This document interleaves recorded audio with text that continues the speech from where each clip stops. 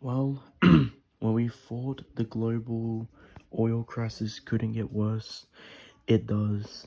And Australia, obviously, being one of the main countries that, has like one of the richest economies in the world and whatever, we as a country are so behind in everything that it's incredible how our government is so stupid and so unwilling to defend its unwilling to help Australia as a whole.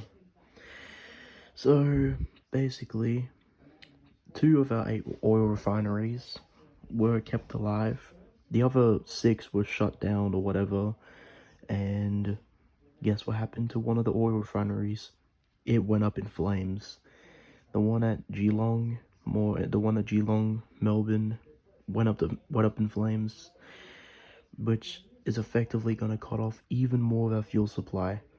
And the government's response is to beg to every other country on the planet, ask them for support, when in reality, why, like in reality, we could have been so much better off if our government just didn't destroy the oil refineries and switch to clean energy. Like that would do a thing. And now we're all paying the price for it. Interest rates are going up. Oil prices are at a place that is rivaling COVID itself, and it's probably gonna be even worse than COVID, as well as jet fuel, diesel, just going up even further. Flights being cancelled, and the government desperate, desperately trying to save its own image by quote unquote helping Australia, which they're only destroying us even more by making worse decisions. And honestly, I have no hope left for this country. Like 2020, I had hope. 2021, there was still hope.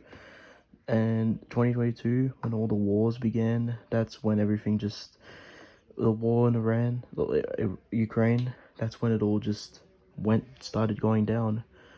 And then afterwards, there was the Israeli and Gaza war against the Palestinians. And then now we also have Iran versus America, with America blocking the Strait of Hormuz, and with every country that rejected America's pleas for help or America's offering for help just ignored. Like Australia included. Australia also ignored Trump's call for help. And now we are also getting the short end of the stick because America sees us as just no longer an ally potentially. And if America cuts off their ties with us, then we are fucked. Like, we are fucked.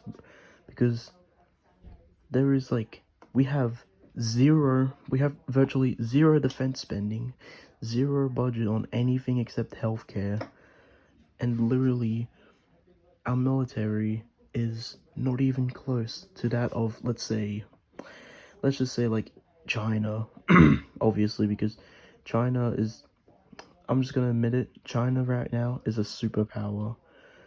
And yeah, and if our ties with America get cut off because of freaking Albanese and stupid Labor, the Liberals and the Greens, then we are literally screwed as a country. Because what are we gonna do if someone decides to bring out 25 ships or whatever and then just start bombing Australia? Like, there's nothing we can do. And we're just gonna pay the price for everything because of our government. And our country would have been would have been more stable if the government simply introduced laws that introduce changes that actually help us. Like, for example, the PRT, the petroleum tax or whatever. If we just taxed like 25% on that, we could have been making billions of dollars extra a year that could be spent into defense.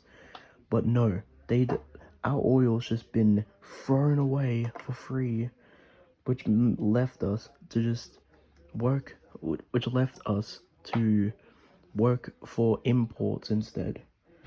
And because of said imports, and now that the Strait of Hormuz is just straight up screwed, like, what are we gonna do? This government is ruining the country. We need Pauline Hanson. We need Pauline Hanson for One Nation, but it's seeming unlikely. I'm just gonna say one last thing before I go. I just hope this war in Iran just ends and our government can actually our government can actually grow balls to do something good for the country. Because right now as we're going, we are all under we are all just gonna be on the streets, homeless, in poverty, with nothing we can do as the government only gets richer and screws over the country even more. And I'm just so tired of it. Which is why when I turn 18, I'm going to go vote for Pauline Hanson straight away. But I just hope right now this government can actually do something for the country and not give us false promises, spending millions on propaganda to convince us that everything's okay, because it isn't. And I hope they can just stop lying and actually do something. But at the rate we're going, it seems that just isn't likely anymore, and we're all fucked. As a country, as a nation, and as just Australia. Like, this is no longer Australia, this is like North Korean levels of self-destruction. Like, even North Korea would probably be better off than us right now, which is insane to mention. But yeah, that's really about it. See ya.